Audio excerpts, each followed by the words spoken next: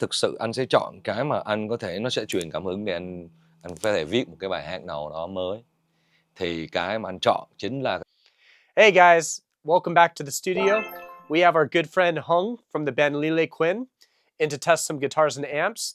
We're going to have this video in Vietnamese, so of course if you're not speaking English, put your subtitles on and let's go check them out. Ba cây guitar huyền thoại mà bất cứ dân chơi guitar nào cũng phải biết, cùng với ba cái amp kinh điển, nó sẽ ra 9 cái combo. Kết quả sẽ ra sao? Hãy cùng Lynette Studio và vị khách mời hôm nay khám phá. Cảm ơn anh Hưng hôm nay đã có mặt với lại Lynette Studio với tụi em. Nói chung là hai anh em thì cũng đã gặp nhau một vài lần ở một vài cái show trước đây, nhưng mà hôm nay thì rất là vui là anh tham gia chung với lại Lynette cho cái series về Talk About Guitar and Amp, đều là những cái series mà nói chung là hai anh em rất là mê. yeah. Đó. Dạ thì thứ nhất là hôm nay em thấy là anh có đem cây Fender của anh, Okay. cộng với lại mình cũng có thêm 2 cây guitar ở đây nữa. Mục tiêu của mình hôm nay là hy vọng là mình có thể đem lại cho cái khán giả đó là một cái combo, là 9 cái combo, 3 cây guitar cộng với 3 cái em này nó sẽ ra như thế nào. Dạ. Thì cũng xin cảm ơn David đã cho anh có cơ hội để đến cái studio tuyệt vời này. Thực ra là cũng rất là may mắn khi mà sang bên Mỹ này và gặp lại anh em bên đây mà cùng có sở thích về âm nhạc và guitar. Thì hôm nay là anh có cây đàn Fender Stratocaster của anh đây. Thì ở đây đến đây anh rất là ngạc nhiên, bởi vì mình có rất là nhiều amp rồi rất là nhiều đàn mà coi như là legendary, coi như là giống như là một đứa trẻ mà vô trong cái thế giới coi như là đồ chơi đó anh. Quá phê. Thì ở đây anh thấy là có cây Telecaster. Dạ. Đây là cái cây mà nó cũng nhìn rất là hay. Dạ. Đó, và tuyệt vời quá. Đó. Rồi thêm cái cây Les Paul, nó là cái gold top, tức là nó có cái mặt màu vàng đó. Dạ. Rồi, tức là hôm nay rất là hân hạnh. 3 cây này đều là nói chung là dân chơi guitar là phải biết rồi đúng không? Và đúng rồi. Với lại như thế này, anh thấy ở đây có 3 cái em đúng không? Dạ. 3 cái em thì cái này Deluxe và cái Twin Reverb thì đã quá là nổi tiếng trên thế giới rồi.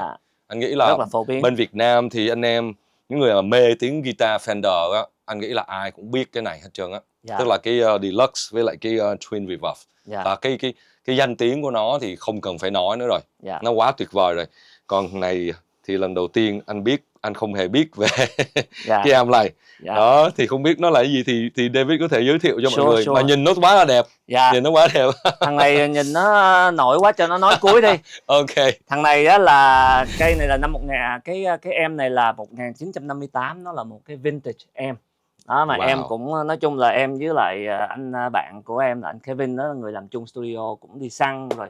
Nói chung là hai anh em cũng mê cái tone của guitar, nên là suốt ngày là cứ thấy cái nào mà hạp là mình đi kiếm, mình nếu có khả năng thì mình mua về mình giữ trong cái studio của mình, và cũng mong những cái dịp như vậy đó là mình có thể giống như không mấy anh em jam với nhau. Anh nghĩ dân guitar mà lạc vô đây là coi như là không có đường về luôn. Chắc chắn luôn. Dạ. Thì thằng này nó có một cái màu vintage, thì em nghĩ em nghĩ là trong cái buổi hôm nay thì nó cũng là một cái đem lại một cái hy vọng nó đem lại được một cái cảm xúc mới cho cái người nghe.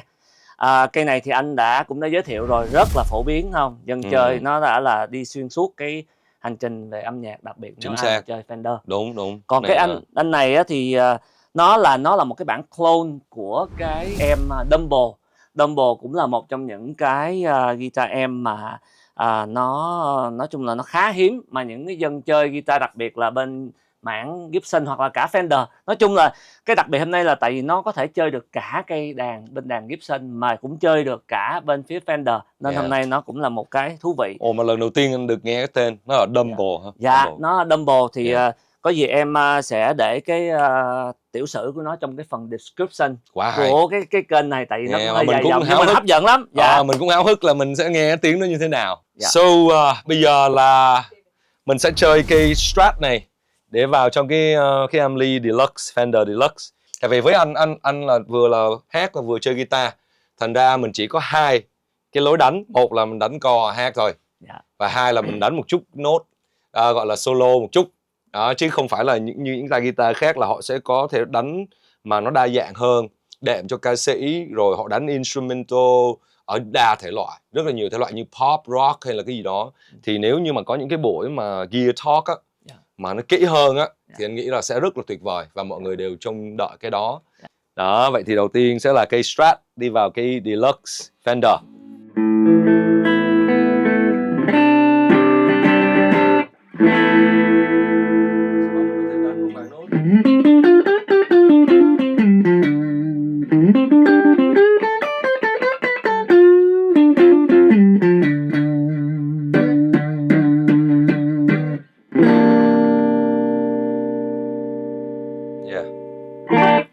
Ra là mấy cái tone này mình đánh là mình dễ bị gây nghiện đó.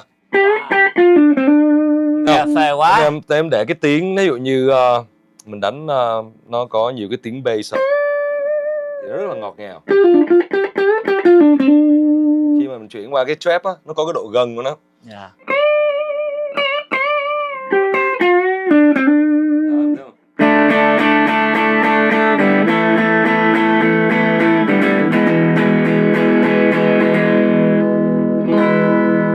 Anh thích nhất là cái tiếng này.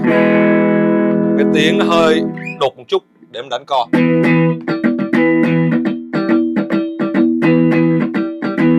Yeah. Ok, vậy là cái thứ hai mình sẽ cắm cái Strat này vô trong cái ampli Twin Reverb Fender. Thì cái này thì nó đã legendary. Ở đây như là mình ở bên Việt Nam mình chơi với anh em mà những cái người mà thích sound Fender hầu như ai cũng biết cái này hết. Thì cái sound này nó cũng các bạn chắc có nghĩ là nó quá quen thuộc rồi để mọi người.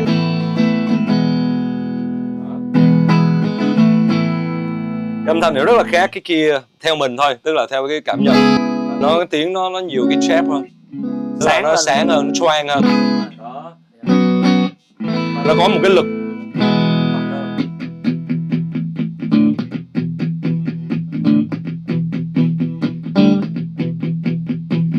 Thì ở đây ví dụ như này mình nghe cái sound này mình có thể nhớ tới Steve Ray Vaughan hay là nhớ đến Jimi Hendrix, đúng không? Hay như cái câu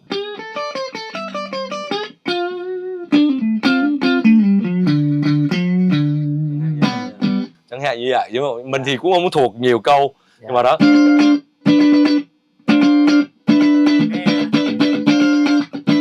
Mà các bạn thấy cái tiếng này nó rất là có cái lực á, nó có một cái tiếng để mà mình rất là thích cái kiểu này là bởi vì nó có cái percussive playing, tức là khi mình đánh guitar đó nó có cái percussive là như này.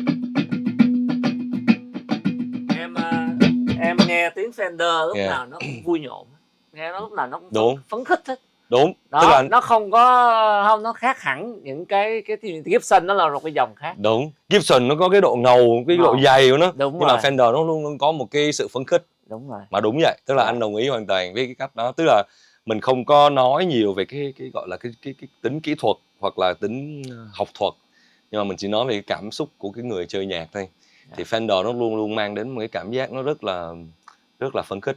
Thực sự là vậy. Cái sound nó nóng mà nó lên keng, nó gọi là đúng rồi, nó lên đúng keng. rồi, nó lên keng lắm. Nếu mà lên keng thì em nghĩ mình nó đây nó qua cái phần reverb đi anh. Mình bật ở đây thì nó đúng không em? Đây dạ nè. Đúng rồi, dạ. Đó, cái này thì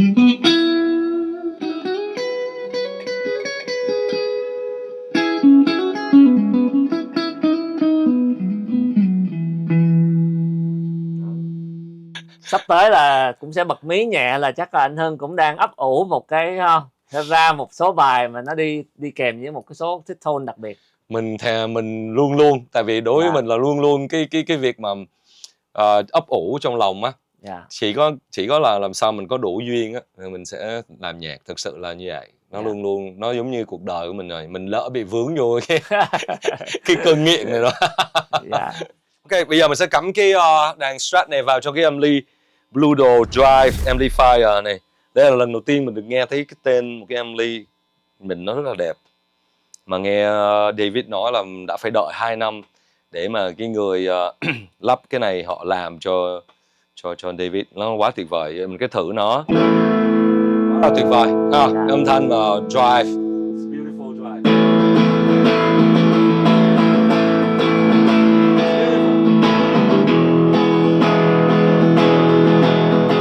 cả cái tầng thấp hoặc tầng cao của nó tiếng nó đều rất là rõ. Cả các dây của nó thấy không? Không có bị nhòe. Nó tức là nó ở ngay cả cái tầng thấp hoặc tầng cao của cái âm thanh ấy, mình đều cảm nhận nó rất là đẹp. Nó không bị muddy đâu, tất nhiên. Mà tất nhiên mình nói cái chuyện đó thì nó bằng thừa thôi, bởi vì những cái âm ly như thế này chắc chắn là nó không thể có những cái vậy, mình chỉ có thể nói đến cái chất liệu của nó thì đúng hơn. Một cái là âm thanh nó sẽ hơi bass một chút, tức là nó hơi ấm một chút.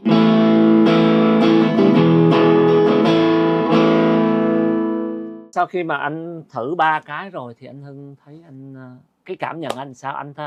Anh thích cái nào theo anh? Tức là cái cá nhân của anh thực ra thì anh thích cả ba luôn á. Yeah. Thực ra là vậy, tại vì như này, thực ra như vậy. Như là anh nói với David đó, tức là cái chơi đàn của anh nó cũng khá là đơn giản, tại vì anh đánh và anh hát á. Cho nên á, mình đang đi tìm, thực ra anh không phải đi tìm vấn đề mà mình chỉ có đơn thuần là mình cần một cái âm thanh, một cái sound mà clean. Sau đó là nó là overdrive. Rồi một chút boost lên để mình đánh một đoạn solo nào đó ngắn thôi. Đối với cái việc đánh guitar của anh nó rất đơn giản như vậy thôi. Nó không có được đa dạng như vậy. Thì anh thấy ở đây ba cái này á, thì thực sự mà nói đó, thì cái tiếng mà của cái âm ly mới này nè là anh lại có một cái hào hứng. Tại vì sao? Tại vì rất đơn giản là nó mới. Đúng rồi. Chứ còn những cái này thì mình đã nghe quá quen thuộc. Yeah. Và nó hay là không cần phải bàn này. Yeah. Vì bây giờ mình sẽ bắt đầu vào cái cây guitar thứ hai. Các bạn nhìn thấy cái này rõ ràng nó là Telecaster. Telecaster. Nhưng mà nhìn nó rất là khác. Nó không biết là nó có customize hay là nó có thay đổi hay là original gì không, thì bây giờ David phải giới thiệu cho mọi người nghe. Cái này là so cool, đúng không? Các bạn có thể thấy rồi, tôi là đã thích rồi đúng không anh? Em yeah. Made in USA. Yeah. Tên cũng là James Trussard. Yeah. Đó thì cái cây này nó là custom, nó gọi là, nó không gọi là Telecaster tại vì một số cái vật liệu của nó trên đây nó là bằng steel. Thành thử là cái cây này khi mà cái anh nghệ nhân James Trussard này nè, là ảnh là người Pháp, thì ảnh cũng rất là một trong những cái nghệ nhân đàn rất là nổi tiếng, chuyên về custom cho các nghệ sĩ, chuyên đặc biệt cho các nghệ sĩ chơi đàn. Thì ảnh lấy cảm hứng từ cái cây Telecaster, và nhưng mà ảnh làm cái gì thì ảnh cũng muốn để là cái dấu ấn của ảnh, nên là anh nhìn từ cái chuyện cái nóp cho đến từng cái phím cho đến tất cả mọi thứ mà anh, cái gỗ hay những cái vân, cái cảm giác khi mà mình touch on cái đàn á, thì ảnh muốn để lại cái dấu ấn riêng của ảnh. Thì cái cây này ảnh nó gọi là Steelcaster. Steelcaster. Đó, thì nó sẽ ra một cái âm thanh, thì em cũng sẽ không có nói sớm để cho mọi người không. Họ sẽ sau khi anh đánh thì anh sẽ nói cái cảm xúc của anh, và cũng giống như để cho những cái người khán giả họ nghe thì họ sẽ có một cái cảm nhận riêng. Rồi, vậy bây giờ mình sẽ gắn cây này vào trong cái Amly Deluxe, Fender Deluxe. Rồi, mình nghe thử nha. Mới mà cái rải đầu tiên là thấy thích rồi đó. Thực ra thì tức là như cá nhân của anh thì anh thích những cái tiếng mà nó ít gain hơn. Tức là nó, thí dụ như là cái single coil thì anh rất là thích mấy cái tiếng đó. Tại vì nó có cảm giác mình giống như mình, tại vì hồi xưa mình bắt đầu mình đánh guitar thùng á, thì mình thích những cái tiếng mà nó gọn và mộc mạc để mình có thể đánh hợp âm, đánh rhythm, đánh tiết tấu, mình hát. Cho nên là những cái nào mà nó âm thanh mà nó giản dị một chút thì mình rất thích. Thì những cái cây này chẳng hạn.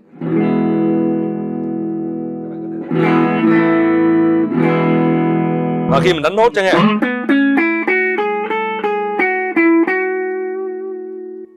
cái đồ cái sustain của nó này, bạn có thể nghe thấy.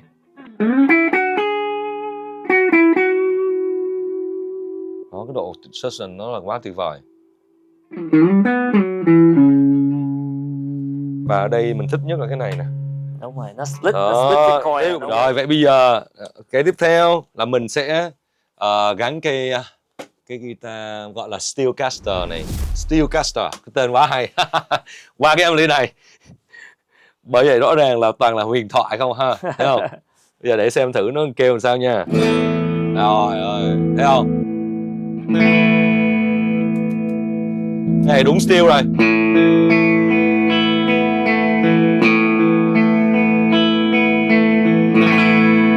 Rõ ràng steel. Nó vô cái thằng Twin Reverb này nè. em thấy nó rõ hơn kia. Đúng rồi. Tức là đằng kia nó có cái độ mà gọi là đầm á. Còn cái này rõ ràng nó thành steel luôn. Với lại cái tiếng này á là tại vì nó vintage, nó vỡ rồi. Yeah. Anh hiểu, nó cổ quá, khi nó vỡ ra nó sẽ ấm một cái kiểu riêng. Còn Đúng. anh này á là nó sẽ đúng cái thằng Fender mà classic, anh thấy không? Đúng. Nghe nó rất nè, là... mà rõ ràng khi mà vô đây thì hồi nãy mình đánh cái cây của mình á, Stratocaster, thế nó khác cái này. Cái này em gọi cái tên nó rõ ràng bây giờ là đúng luôn nè. Steelcaster là nó rõ ràng cái tiếng. Trời ơi, cái này em nghĩ là một cái hiếm có đó. Lại cái câu đấy.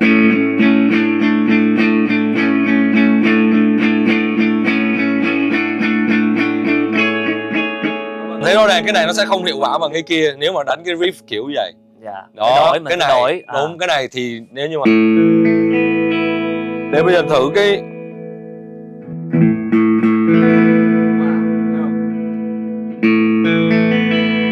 mình tắt thử cái này coi. Quá tuyệt vời, nó dịu.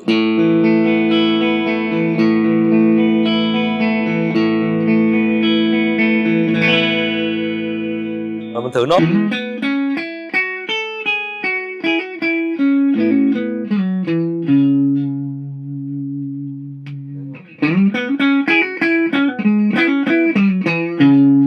Đó, mọi người có thể nghe thấy nó khác nhau.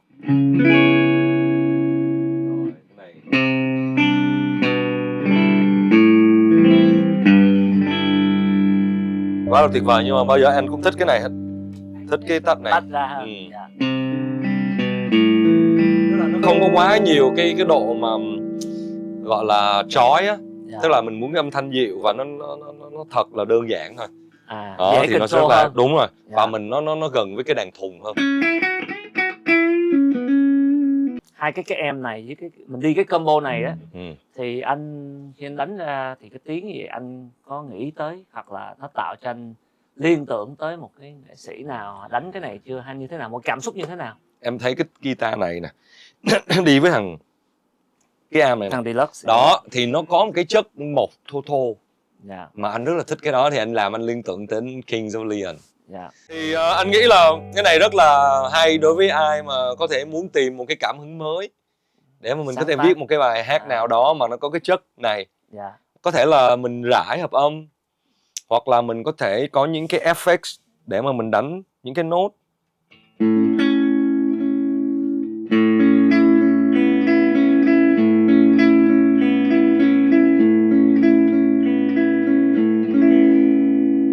Thế là này rất là đặc biệt. Em gặp rất nhiều những cái bạn trẻ bây giờ là cũng giống như anh ở góc độ là thích vừa chơi vừa hát. Nên đâm ra nhiều khi cái góc của anh nó lại gần gũi cũng rất nhiều những cái bạn mà họ đi về cái hướng đó. Tại vì khi mà em vừa chơi vừa hát á, David biết không, thì cái đó là khó đó chứ không dễ đâu. Thực ra nó cũng là một cái gọi là một cái thói quen của mình thôi. Với lại như này em, tức là khi mà mình vừa chơi vừa hát á, vừa đánh đàn vừa hát á, thì thực ra mình muốn cái đàn nó đơn giản. Tại vì mình cũng không có đủ thời gian để mình xử lý nhiều cái technique, nhiều cái kỹ thuật, nhiều cái effects. Đồng ý. Ok. Bây giờ mình thử con khủng long này coi anh. Ok. Coi nó như nào. Rồi vậy bây giờ mình sẽ thử cái đàn Steelcaster này ha. Vào trong cái âm ly Blue Dog Drive Amplifier này. Đúng rồi.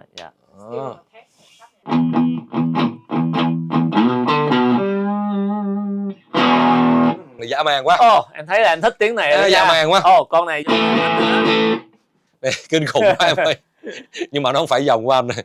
Mà này quá kinh khủng. Tiếng này là em thích.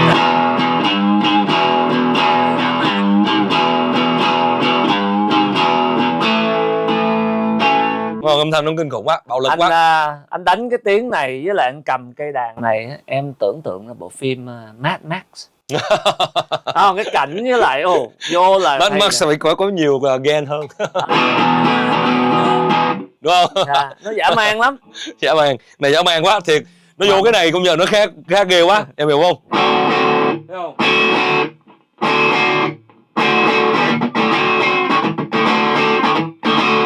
Tức là cái này là dành cho ai mà muốn trải nghiệm những cái âm thanh mà nó hơi bạo lực một xíu. Bạo lực mà nó có art, tính nghệ thuật. Mình cảm giác nó giống như là một cái con quái thú nào đó không, mà nó sống lâu. Tức là khi mình đánh cái nốt không á, nó cũng thể thành một cái riff.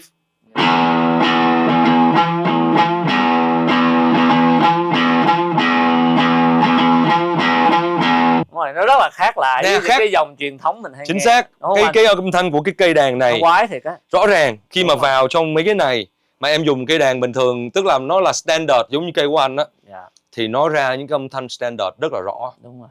Nhưng mà cái này rõ ràng khi mà anh custom một cây đàn như thế này, nó là một cái thế giới khác. Thực sự anh thấy nó là một thế giới khác. Mà ở đây mình thấy rất rõ nha, mình chỉ cắm thẳng cây đàn vô âm ly thôi. Đúng rồi. Tức là nó rất là pure, nó rất là Không có qua bất bất gì cứ hết. một cái xử lý gì hết, cho nên anh nghĩ quá là hay, quá đặc biệt. Như vậy là cái combo Steelcaster đi với lại Fender Deluxe, Fender Twin Reverb, Twin Reverb và Ludo Drive.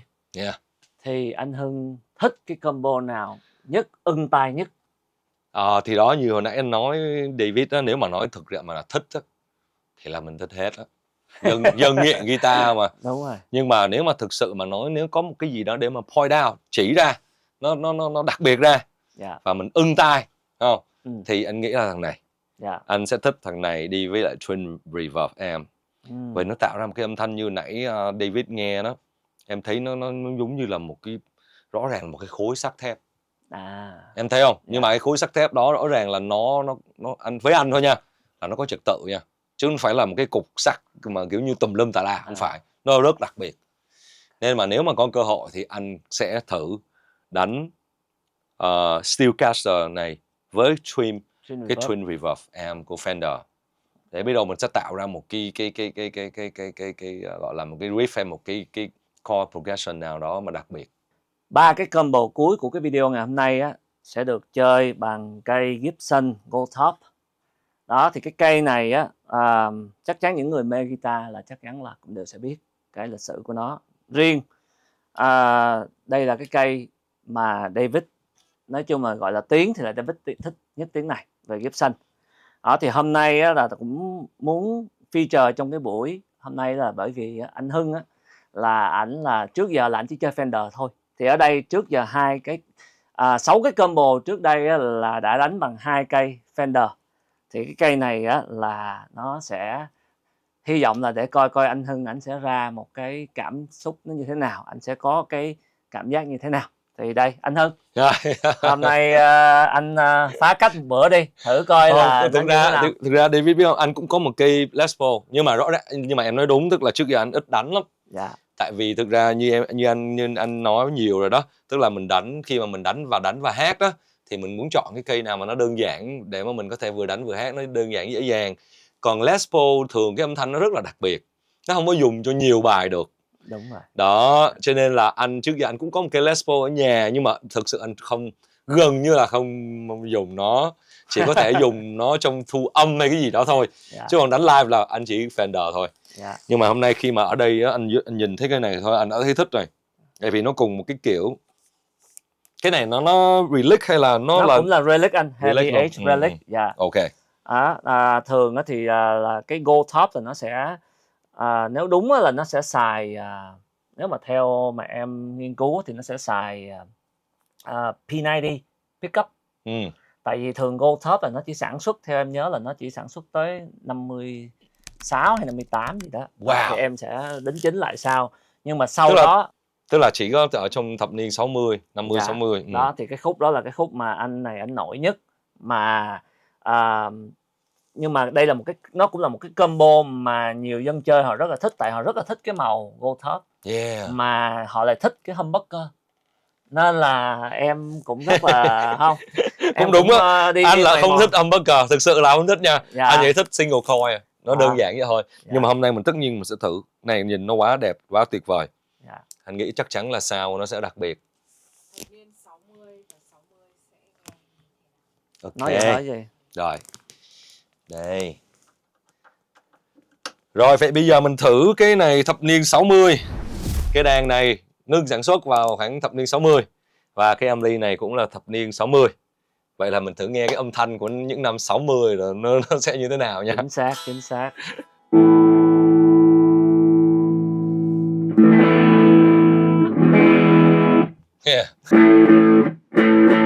Đúng, nó có cái màu cổ ha.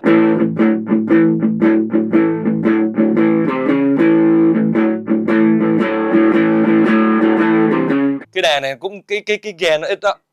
Tức là nó cũng tức là nó cũng dạng giống như là single coil, nó gần như vậy anh cảm giác. Không, mình đánh nè.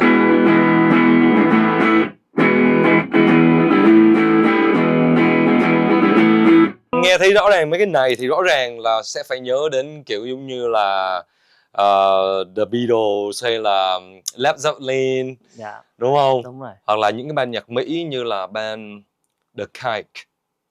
Em không biết băng này. Như cái bài giống như là bài anh thực ra cũng không thuộc nhiều, nhưng mà bài giống như là oh, you gonna love me now, da da da da da da da da da.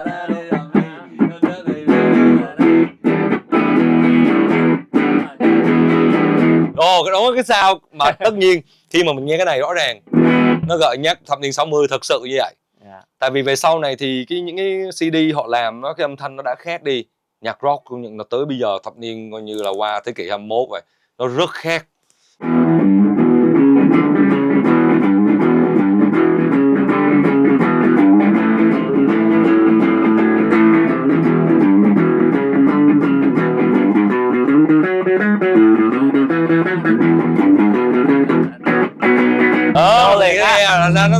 Nó là cái sound của thời đó luôn. Rồi bây giờ mình sẽ đi cái Gold Top này vào trong cái Twin Reverb. Tại vì anh ít chơi cây Gibson, nên là bây giờ trước khi mà anh đánh lên, anh cất tiếng hát lên, thì anh có tưởng tượng cái sound này nó sẽ như thế nào khi mà đi với cái combo này không? Cái này thực sự thú vị á, tại vì anh nghĩ là cái Gibson á, thường nếu mà trong cái suy nghĩ của anh á, mà cái sound của Gibson, Les Paul á, thì thường là nó đi với lại Marshall. Đúng rồi. Đúng không? Tức là cái Đúng kiểu rồi. mà cái kiểu hồi xưa Yeah. là kiểu vậy. Jimi Hendrix ngay cả vậy, ông cũng có thời ông cũng có đánh Gibson, anh không nhớ rõ. Nhưng mà những cái tay mà đánh mà Gibson hồi xưa đó Là thì thường Marshall. là sẽ là Marshall. Đúng rồi. Đó, nhưng mà vậy thì bây giờ không biết nó sẽ ra sao khi mà nó vô cái thằng gọi là Twin Reverb amp. Bởi vì cái sound Fender đó là luôn luôn nằm trong đầu mình. Đúng rồi. Đó, cho nên anh thực sự cũng chưa biết tưởng tượng sẽ như thế nào, nên nó rất là thú vị. Và nhất là khi mà mình có thể bật cái reverb nó lên nữa, để mình xem thử coi là cái thằng Les Paul này nó sẽ như thế nào. Anh cũng thực sự chưa tưởng tượng được nó như nào hết. Okay. Cho nên bây giờ mình phải thử thôi. Ok, để thử nha.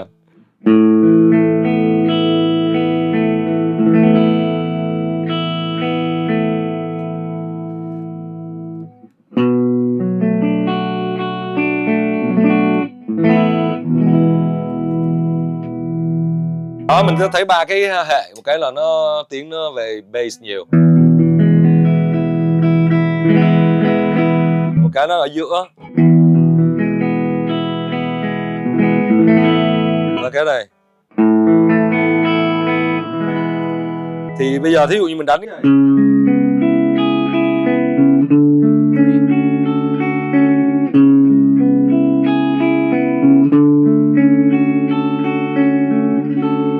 thì cái cảm giác của anh nếu mà cái âm thanh này á, rõ ràng là những cái nhạc rock mới á, nhạc rock mà indie hoặc rock mới nó sẽ rất là hay. Mà nó có thể phù hợp với ballad không? Ballad rock.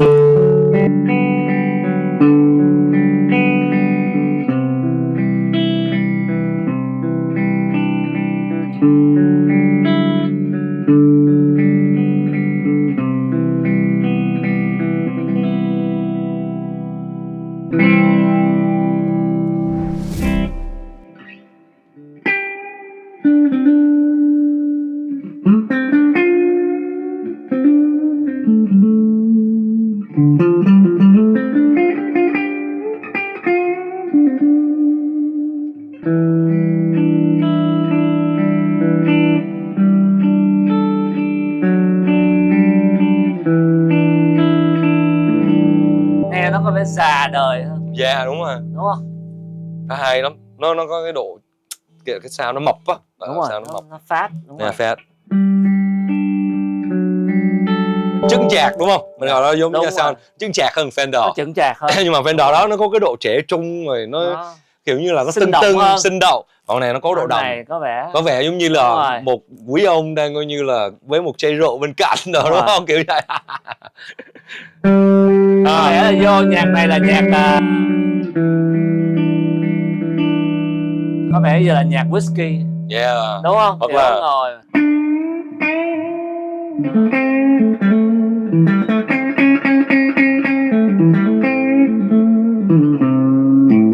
ngồi nó có độ nghiến á.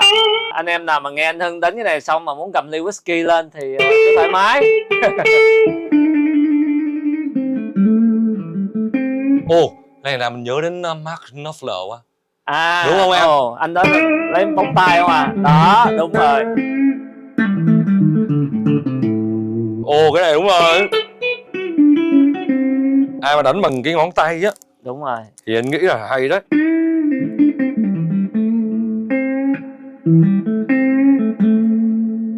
Nghe không biết anh sao chứ Mark em là Knopfler. em nghe em thấy nó nhân bản hơn. Anh này không giống như mình đánh tay mà vô cái tiếng này á, Hay mình đúng cảm đúng. giác cái Con người hơn. Đúng rồi. Ê, mà còn cái thằng Steel Castle này là máy móc. Đúng rồi. Nhưng mà em thấy không, cái nào nó cũng có cái độ kích thích của nó. Cái đặc tính riêng Đúng của nó rồi, chứ. cái này hay, cái này không, cái này chính xác lắm, chắc là Tùng Magre nó thích cái này nè.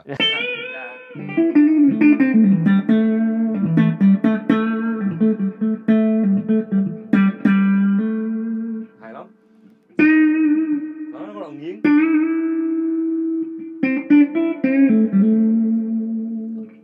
Mà em cũng rất là ngạc nhiên là nó lại vẫn vô được với lại thằng cái em này. Yeah. Tức là nó ra một cái chất gì đó rất là đặc biệt. Yeah. Mà anh đúng là trước giờ anh chưa có trải nghiệm cái này. Yeah. Anh đánh thằng Fender không mà.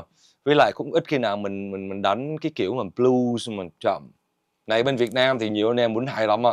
Mấy cái người mà họ thích nhạc blues mà về sau nó hơi fusion chút xíu nữa. Yeah. Thì những cái sound này anh nghĩ là perfect. Và ok. Rồi bây giờ chúng ta sẽ thử cái combo cuối cùng đúng không? Nó là Gibson Les Paul Gold Top đi vào trong thằng Blue Dot Drive Amplifier. Ok.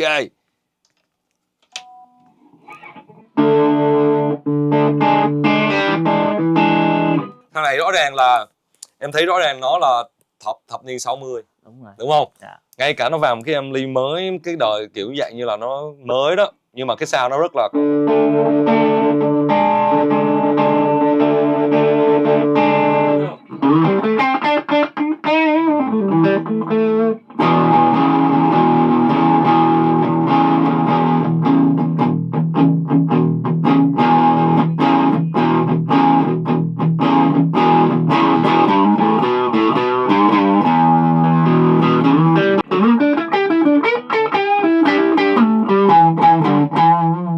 very good.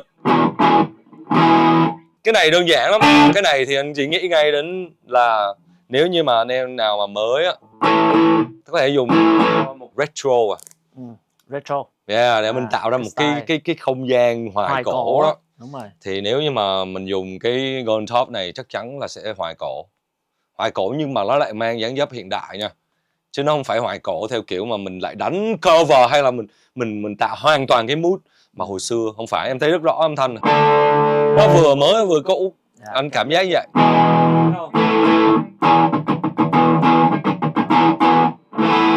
Cái này á là giống như anh nói đúng á, nó contemporary blues. Yeah. Đúng. Giống như kiểu Joe Bonamassa á, là sẽ đánh theo cái gu này. Thì nãy anh cầm cái này là anh nhớ thằng Tùng, liền Tùng nó khoái Joe đó. Thấy không? Nó có cái chất mới.